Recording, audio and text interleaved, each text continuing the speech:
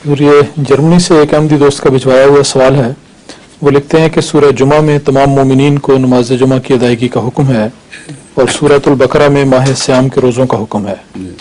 ان کا سوال یہ ہے کہ جس طرح روزے ہر مسلمان پر فرض ہیں اور اس میں ہر بالغ مرد اور عورت دونوں شامل ہیں، تو پھر کیا وجہ ہے کہ نماز جمعہ ادا کرنا عورتوں کے لیے فرض نہیں سمجھا جاتا؟ وضاحت کی درخواست ہے. نماز جمعہ باجماعت مسجد میں پہنچ کر ضروری ہے، اور باجماعت نماز عورت پر فرض نہیں، صرف جمعے کی بحث ہی نہیں ہے. کوئی نماز بھی باجماعت عورت پر فرض نہیں، جمعہ اس کے ذیل میں آتا ہے.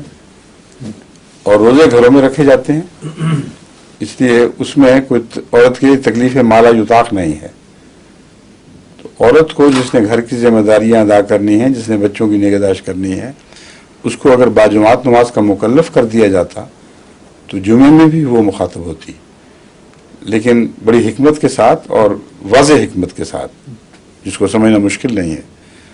عورت کو غیر مکلف کر دیا ہے، عورت سے پابندی اٹھا دی ہے باجماعت مسجد میں نماز کی. تو جب وہ پابندی اٹھ گئی تو جمعہ بھی تو اسی کے ذیل میں ہے. آگے